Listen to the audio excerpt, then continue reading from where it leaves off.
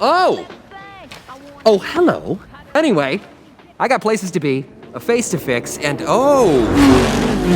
Maximum effort. I'm looking for Francis!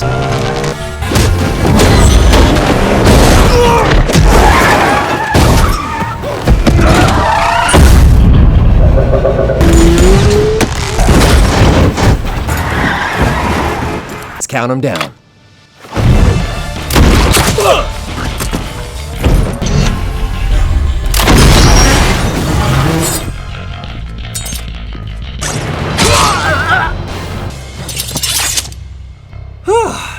Kamusta kayong lahat? Nandito na naman tayo sa Filipino Chill Recap. At ngayon, pag-uusapan natin ang part 1 ng superhero, action comedy film na tinatawag na Deadpool. Maghanda na kayo dahil sa mga spoilers na darating. Isa sa pinakasikat na anti-hero sa buong mundo ay sumakay sa isang taxi para sa pinakamalaking misyon ng kanyang buhay. Habang nakakaramdam ng matinding kalungkutan, nagpasya si Deadpool na lumipat mula sa likurang upuan at umupo sa tabi ng isang Indian na driver na nagngangalang Dopinder. Sa kanilang pag-uusap, ikinwento ng binata si Gita, ang babaeng labis niyang minamahal. Ayon kay Dopinder, sana ay naging napakabuting asawa si Gita para sa kanya kung hindi lamang inagaw ng kanyang pinsang si Bando ang puso nito. Pagkarinig nito, si Deadpool, na kamakailan lamang ay dumaan sa isang matinding kabiguan sa pag-ibig, ay pinayuhan ang binata na sunggaban ang pag-ibig ng buong lakas at huwag na huwag itong bibitawan. Nang tanungin kung bakit siya nakasuot ng pulang kasuotan, sinabi ng anti-hero na hinahabol niya ang ilang masasamang tao. 1 taon, 3 weeks, 6 days, at 14 minutes na siyang naghihintay upang mapilitan si Ajax, isang sadistiko at malupit na siyentipiko, na ayusin ang pinsalang ginawa nito sa kanyang mukha. Samantala, ang siyentipiko ay nakikipagkasundo sa pinuno ng hukbong militar at ibinebenta ang mga mutant na nilikha niya sa kanyang laboratorio na para bang mga sandata sa digmaan. Matapos maibenta ang mga ito, umalis si Ajax kasama ang kanyang mga tauhan. Halos nasa destinasyon na si Deadpool nang mapansin niyang naiwan niya ang kanyang lagayan ng bala. Mayroon lamang siyang 12 bala sa kanyang baril. Pagkatapos magpaalam kay Dopinder, matiisin siyang naghintay ng tamang sandali upang lusubin ang kanyang target. Nakaupo sa gilid ng isang suspension bridge, namataan ni Deadpool ang pagdating ng mga kontrabida at agad siyang kumilos. Una, pinasok niya ang isa sa mga sasakyan at pinatay ang lahat ng masasamang taong nasa loob. Ginamit ng mandirigmang may espada ang mga katawan ng kanyang mga kalaban upang mapatomba ang mga paparating na nakamotorsiklo na balak siyang patayin, na nagdulot ng matinding aksidente sa kalsada. Habang sinusubukan niyang sakalin ang isa sa mga smuggler, may isa pang sasakyan na may sakay na mga armadong lalaki ang papalapit. Ginamit ni Deadpool ang kanyang mga paa upang pabilisin ang kotse, na agad namang tumaob pagkaraan ng ilang sandali. Sa iglap na iyon, may mga ulong na pugot at mga katawang tumilapon at bumagsak sa mga harang ng tulay.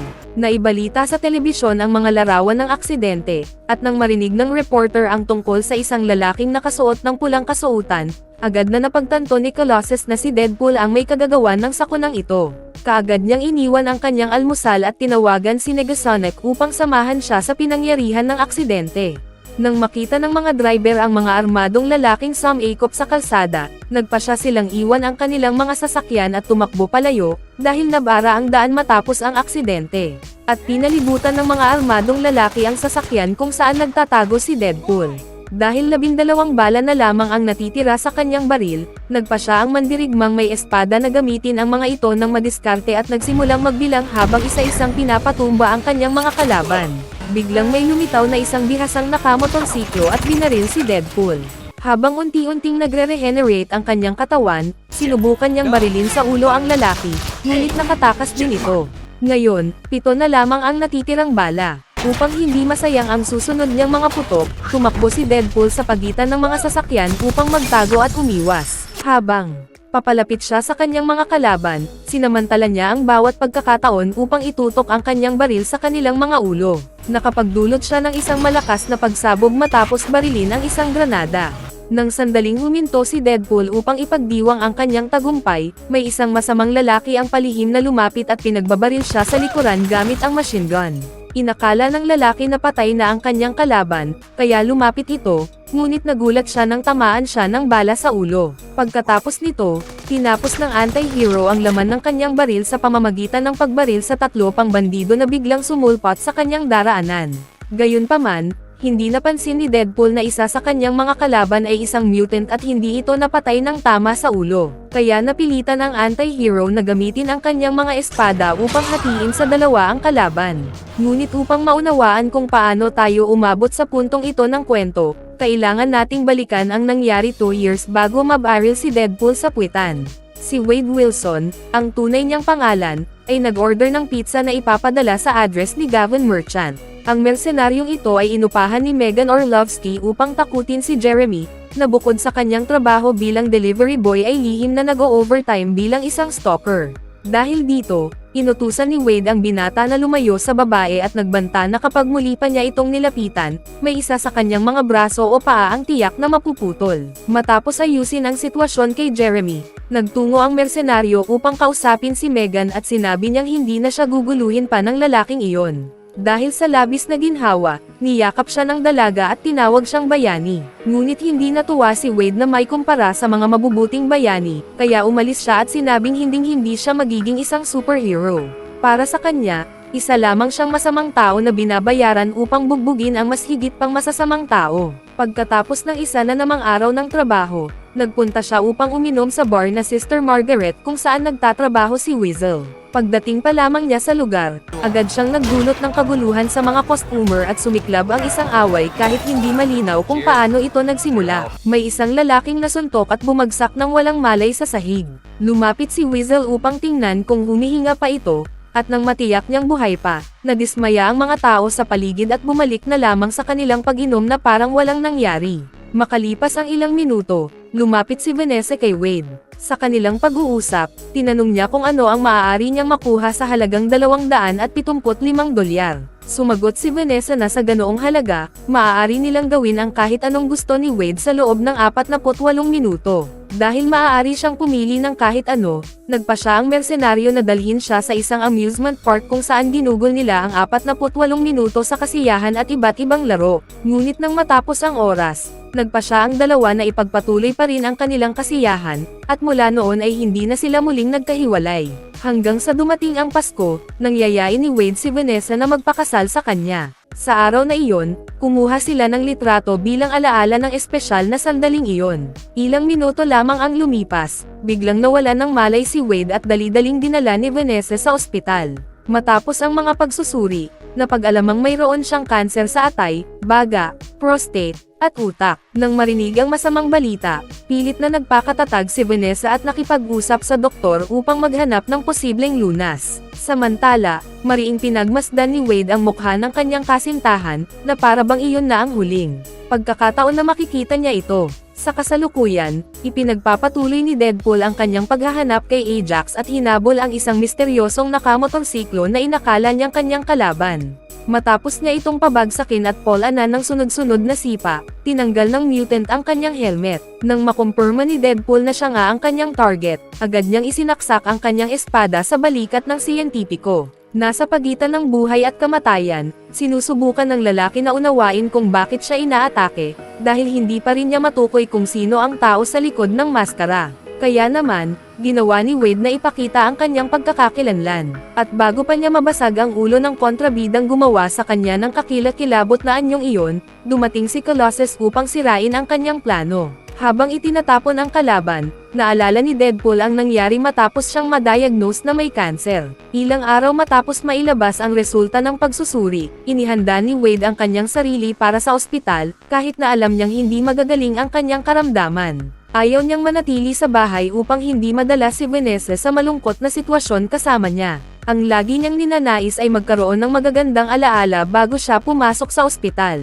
Bago siya dalhin sa ospital, nagpa siya ang dating mersenaryo na dumaan sa bar na madalas niyang puntahan upang magpaalam sa kanyang kaibigan na si Weasel. Habang nag-uusap, iniabot ng bartender kay Wade ang isang card at sinabi na ang lalaking nakaupo sa katabing mesa ay hinahanap siya. Walang iniwan ang pag-aalinlangan, nagpa siya si Wade na kausapin si Agent Smith at natuklasan niyang ang lalaki sa suit at tie ay isang recruiter. Ibinunyag ng misteryosong lalaki na nagtatrabaho siya para sa isang organisasyon na makakatulong kay Wade na gumaling sa kanyang kanser at bilang bonus, bibigyan siya ng mga kakayahan na pinapangarap ng marami na magkaroon. Dahil may alinlangan at pinaghihinalaan na isang malaking kasinungalingan ang lahat, nagpa siya si Wade na umalis. Ngunit sa gabing iyon, hindi niya malimutan ang sinabi ni Agent Smith.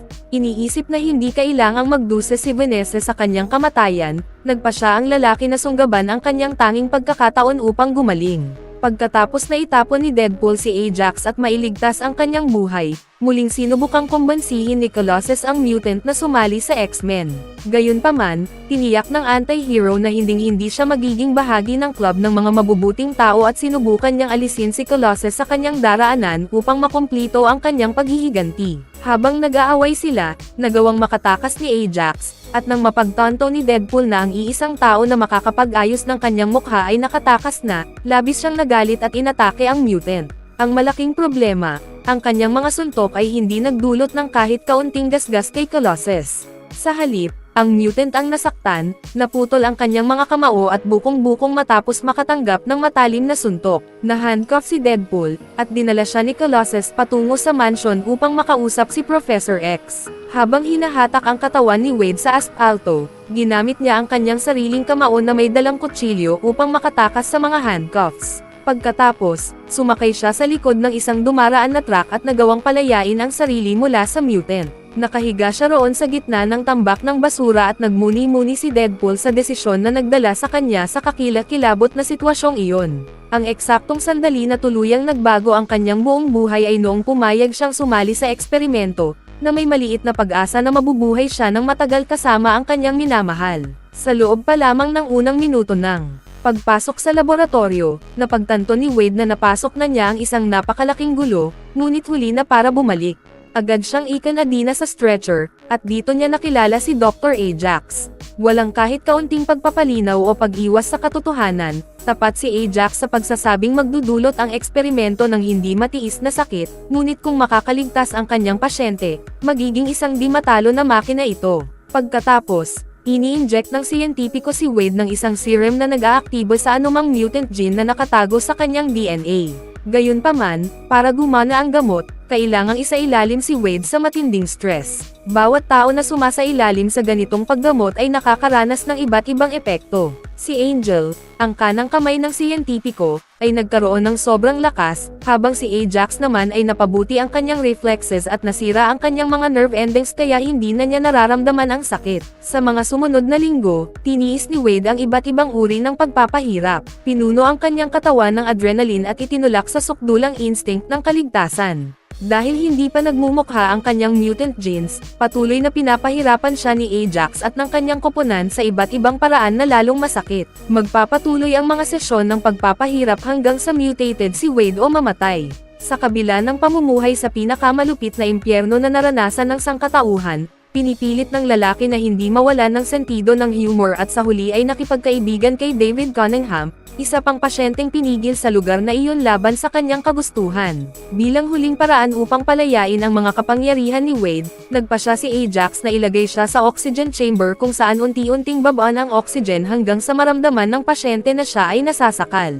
Sa puntong malapit na siyang mawalan ng malay, itataas muli ang oxygen, at uulitin ang prosesong ito sa loob ng ilang oras. Bago siya ipadala sa pinakamalupit na pagpapahirap ng kanyang buhay, natuklasan ni Wade na ang laboratorio ay hindi gumagawa ng mga superhero, kundi mga super soldier na kinokontrol ng kwelyo at ibinebenta bilang kalakal tuwing weekend. Nanatili si Wade sa estado ng halos kamatayan hanggang sa tuluyang lumitaw ang kanyang mutation at naging mismong Diablo. Dahil sa mutation na nagdulot ng kakaiba at kakilakilabot na anyo, nagsimulang hamupa ang kanyang kanser. Bago siya ibalik sa oxygen chamber, ginamit ng lalaki ang kanyang ulo upang tamaan ang papalapit na mute at isara ang makina, at nagawang makuha ang matchstick na palaging dala nito sa bibig. Sa gabi, ginamit ni Deadpool ang kanyang mga daliri upang sindihan ang posporo, na nang makipag-ugnay sa oxygen ay nagdulot ng napakalaking pagsabog, na sumire sa karamihan ng laboratorio. Dumating si Ajax upang alamin ang nangyari at napagtanto niyang nakatakas si Wade. Inatake ng lalaki ang kanyang kalaban gamit ang natitirang lakas.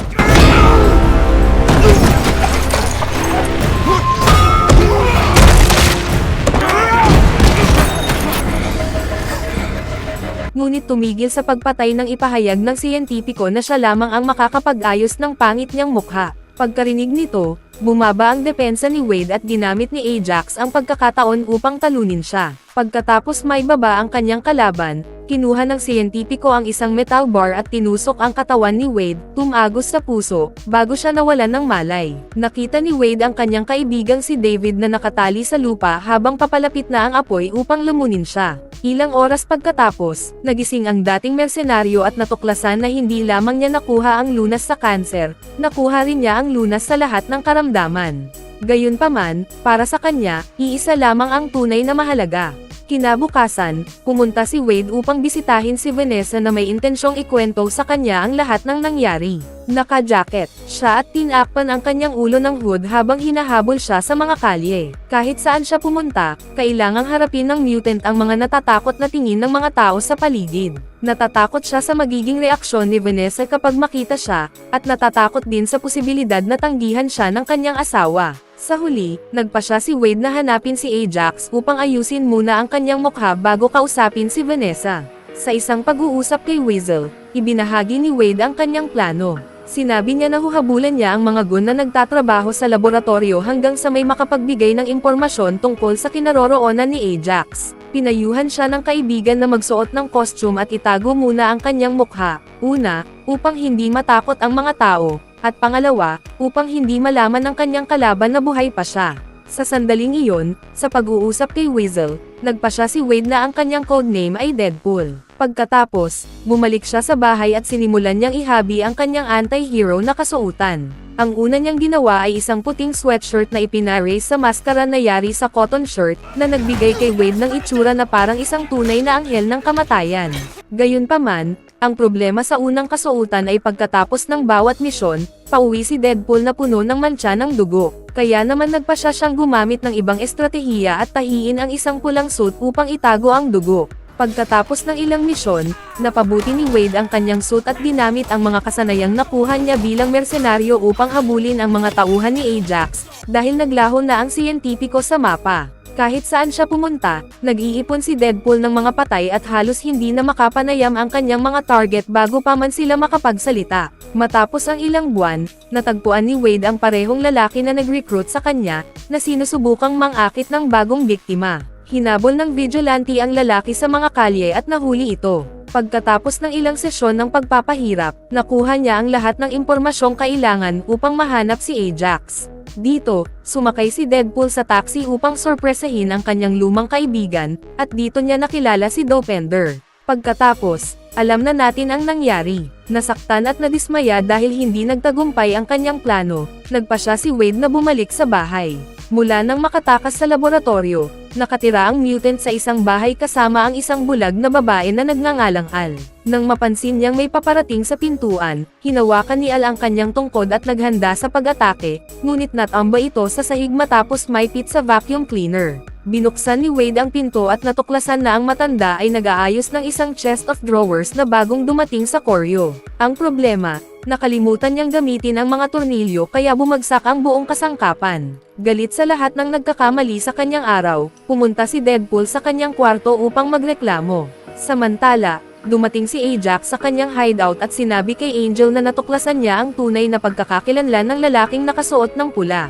Pagkatapos gamutin ang kanyang mga sugat, nagsimulang mag-isip ang siyentipiko ng plano upang mahanap siya bago muling mabigla. Pagkatapos maligo, naghanda si Wade para matulog at umupo si Al sa tabi niya sa sopa. Nagpasalamat ang mutant sa kanya sa lahat ng suporta na natanggap niya sa nakalipas na ilang buwan.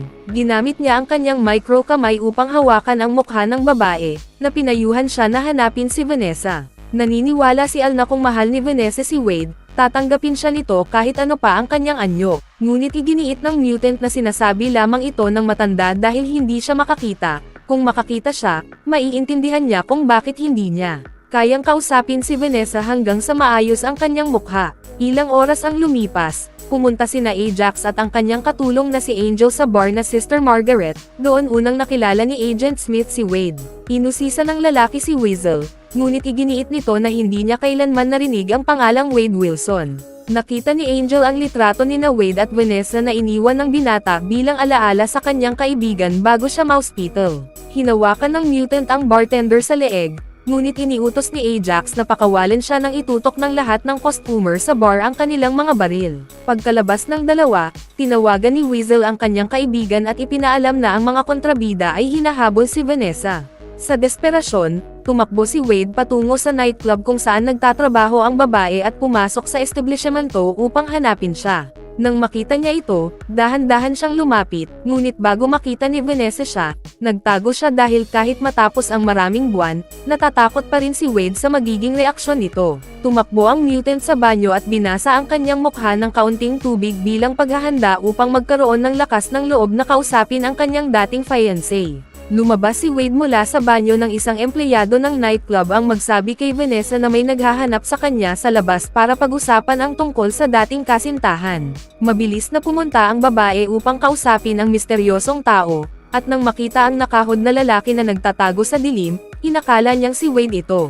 Ngunit sa kanyang gulat, ipinakita ni Ajax ang kanyang sarili. Agad namang nahuli ni Angel ang babae bago siya makatakas. Dahil hindi mahanap si Vanessa kahit saan, tinanong ni Wade ang kanyang kaibigan tungkol sa kinaroroonan nito, at sinabi ni Weasel na nakita niya ang babae na lumabas sa likod ng pinto. Habang umaalis sa nightclub, natagpuan ni Wade ang maliit na regalo na iniwan ni Ajax at agad niyang naunawaan na nahuli na ng siyentipiko si Vanessa. Kaagad na bumalik ang dalawang kaibigan sa bahay at galit na galit si Wade, sinisira ang lahat sa kanyang daraanan. Bigla siyang nakatanggap ng mensahe mula kay Ajax na ipinadala sa telepono ni Vanessa. Nais ng lalaki na magkita sila sa junkyard ng tanghali. Pinulot ni Deadpool ang lahat ng sandata na nakita niya sa bahay at inilagay sa bag, dahil alam niyang hindi magiging madali ang laban. Bago siya umalis, sinabi niya na mahal niya ang matanda at nagpasalamat sa pagtanggap nito sa kanya sa lahat ng oras. Dahil nasa disadvantage sa laban na iyon, pumunta si Deadpool sa X-Men Mansion at humingi ng tulong kina Colossus at sa teenage na si Negasonic upang iligtas si Vanessa,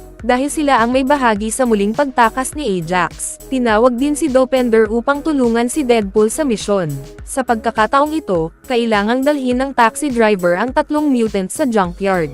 Habang nagmamaneho, tinanong ni Wade kung nagawa na ba ng binata na mapasaya si Gita. Sinabi ng driver na sinubukan niya, ngunit mas mahusay at gwapo si Bando, ang kanyang pinsan, kaya kailangan niyang dukutin ito. Sa sandaling iyon, nahuli si Bando at nakulong sa trunk ng kotse. Nang marinig ito ni Deadpool, ipinagmamalaki niya ang binata, ngunit kailangan niyang turuan ito upang magmukhang magaling sa harap ni Colossus na nakaupo sa likurang upuan at nakikinig sa buong pag-uusap. Pagdating nila sa kanilang destinasyon, nagpaalam ang taxi driver sa kanyang kaibigan at bumaba ang tatlo mula sa kotse. Habang naglalakad patungo sa hideout ni Ajax, napagtanto ni Wade na naiwan niya ang kanyang lagayan ng baril sa taxi. Halos tanghali na at wala na si Dopinder, kaya nagpa siya si Deadpool na gawin ang bagay sa tradisyonal na paraan at harapin ang kanyang kalaban gamit lamang ang kanyang dalawang espada. Biglang dinalhan ng 12 ng armadong sundalo ang mga mutants, at lumitaw si Angel upang pigilan silang tumawid sa hadlang. Misyon niya ang paksain si Deadpool, ngunit nagpa siya si Colossus na harapin siya upang makapokus si Wade sa pagliligtas kay Vanessa. Ngunit bumagsak ang malaking lalaki sa isang suntok lamang at kailangan na makialam ni Negasonic. Tumakbo ang dalaga patungo sa babae at itinataboy siya palayo. Kaya iniutos ni Angel sa mga sundalo na magpaputok, habang itinapon ni Colossus ang isang gulong ng truck upang patamba ang mga kalaban.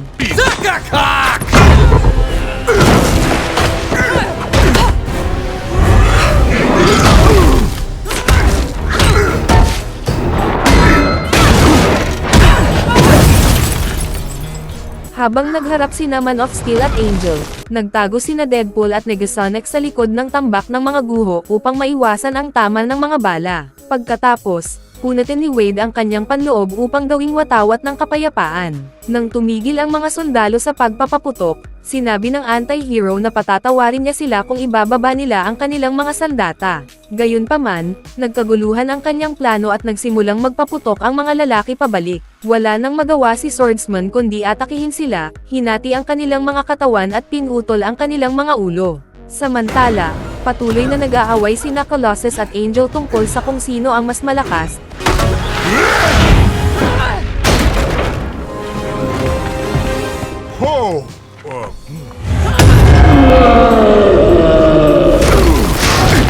Habang tinutulungan ni Teenage Negasonic si Deadpool na makapasok sa ikalawang palapag ng junkyard kung saan naruroon sina Ajax at Vanessa. Ginamit niya ang kanyang kapangyarihan upang itapon si Swordsman kasama ang isang metal plate. Nang tuluyang harapin ni Wade ang kanyang kalaban, nakita niya si Vanessa na nakakulong sa oxygen chamber at ipinangako na ililigtas niya ito. Nang maunawaan ni Vanessa na ang maskarang lalaki ay ang kanyang dating fiancé, nagalit siya, at pinutol ni Ajax ang oxygen sa chamber. Kumuha si Ajax ng dalawang palakol at inatake si Deadpool. Nagpalitan sila ng ilang suntok, at itinapon ni Wade ang isa sa kanyang mga espada sa chamber upang makapasok ang oxygen mula sa labas. Dahil iisa na lamang ang espada ni Deadpool, nasa disadvantage siya, at nasira pa ang kanyang pangalawang espada ni Ajax, kaya kailangan niyang lumaban ng walang anumang sandata. Samantala, patuloy na binubugbog si Colossus ni Angel na gumagamit ng metal cable upang sakalin siya. Sa tulong ng espada, nagawang palayain ni Vanessa ang sarili mula sa mga tali na humahawak sa kanya sa chamber. Patuloy ang laban ni Deadpool at Ajax, at inilahad ng siyentipiko ang isang maliit na kutsilyo na nakatago sa suit ng kanyang kalaban upang atakihin siya. Matapos itapon ni Ajax si Wade, tinusok niya ang ulo nito at ipinagpatuloy ang pagbubugbog sa kanyang mukha. Sa pagkakataong iyon, nagawang makalabas ni Vanessa sa oxygen chamber at ginamit ang kanyang espada upang tusukin si Ajax sa likod. Dahil sa pagtusok sa kanyang utak, hindi makalakad si Wade, at lalong hindi makapag-isip ng malinaw. Nang makita niya si Vanessa na nakahiga sa lupa, nagsimula siyang mag-isip ng maliliit na karton na nilalang sa paligid nito. Pagkatapos, tumayo si Ajax at inatake ang babae at itainapon sa malayo. Sa pagtatangkang iligtas si Colossus, ginamit ni Negasonic ang buong lakas ng kanyang kapangyarihan, na nagdulot ng napakalakas na pagsabog na Samire sa buong paligid. Sa oras na iyon, nakabawi na si Deadpool mula sa pinsala sa kanyang ulo at inatake si Ajax habang sinusubukang pigilan si Vanessa na madurage ng mga container. Habang bumabagsak ang ikalawang palapag at dumudulas pababa ang kanilang mga katawan, nagpa siya si Wade na ibalik ang babae sa oxygen chamber upang hindi ito madurage sa pagbagsak. Nang makita ni Colossus na gumuho na ang lahat sa paligid niya, kinuha niya ang dalawang babae at tumakbo palayo. Ilang sandali pa, tuluyang bumagsak ang buong lugar, at ang silid kung saan naroon si Vanessa ay natabunan ng mga guho. Pagkalipas ng ilang minuto, nailigtas siya ng mga mutant at lumabas mula sa trahedya na halos walang galos. Sumunod na lumitaw si Wade, at nang akala niya ay makukuha na niya ang masayang wakas, biglang sumulpot si Ajax at inatake siya. Pareho silang gamulong palabas ng mga guho, at sa unang pagkakataon, nabali ni Deadpool ang dalawang braso ng lalaki. Iginiit niya na aayusin ng siyentipiko ang kanyang mukha, ngunit nang marinig iyon, nagsimulang tumawa si Ajax. Sinabi ng lalaki na walang lunas sa kanyang kondisyon, kaya kailangan niyang mamuhay habang buhay na may ganoong kapangit na mukha. Dahil dito, kinuha ni Deadpool ang maliit na baril na ibinigay sa kanya ni Al at balak niya itong gamitin upang pasabugan ang utak ng lalaki. Gayunpaman, dumating si Colossus ilang segundo bago makapaghiganti ang vigilante at sinubukan siyang kumbansihin na gawin ang tamang desisyon. Habang nagbibigay ng talumpati ang mutant tungkol sa pagiging isang bayani, pinindot ni Deadpool ang gatilyo at tinapos ang kanyang misyon. Matapos isuka ang lahat ng kanyang kinain sa almusal, pinanood ni Colossus at ng batang si Negasonic mula sa gilid habang sinusubukang magpaliwanag ni Wade kay Vanessa. Galit ang babae dahil iniwan siya, at ilang beses niyang sinuntok ang kanyang dating kasintahan. Nang mailabas na niya ang lahat ng kanyang galit, humingi ng tawad ang lalaki sa pag-alis ng hindi nagpapalam at sa hindi na pagbabalik upang ipaliwanag ang nangyari. Ipinaliwanag ni Wade na natakot siyang kausapin si Vanessa dahil ang lalaking nasa ilalim ng maskara ay hindi na ang lalaking naaalala niya. Inalis ng babae ang maskara at hinarap ang mukha ni Wolverine. Matapos alisin ang pangalawang maskara, nagulat siya sa kanyang nakita, ngunit sinabi niyang pagkatapos ng kaunting pag-a-adjust at ilang inumin, magiging masaya siyang halikan ang mukhang iyon. Nagulat ang mga mutant sa naging reaksyon ni Vanessa, at inutusan sila ni Wade na bumalik na sa Xavier Mansion. Bago siya umalis, sinabi ni Colossus na balang araw ay maisasama rin niya siya sa X-Men. Tila hindi na kinailangan ni Vanessa ng mahabang panahon upang masanay sa bagong anyo ng kanyang minamahal, at hinalikan niya si Wade ng buong pananabik, gaya ng dati. Ano ang masasabi ninyo tungkol sa pelikulang ito? Iwan ninyo ang inyong komento sa ibaba. Bago tayo magtapos ay isa-shoutout muna natin si Cycling Moto Trail, Ronel Rubio, Patrick King and Rom Manati, CJ Macanta, Eva Barbasa from Bacolod City Barangay Singkang Airport, Benedict Says from Silang Cavite, Brian Zoldyke from Antipolo Rizal, Jesny Vergara from PUV Corpus Masbate City, Jul Manning from Cebu, Richard Austria from San Pablo City Laguna, at Tres Baguitos 203 Underground from Pateros. Mag-subscribe na kung hindi ka pa nakasubscribe, pindutin na rin ang notification bell at like button para sa marami pang movie recap katulad nito, at mag-iwan ng comment down below. And as always, thank you for watching.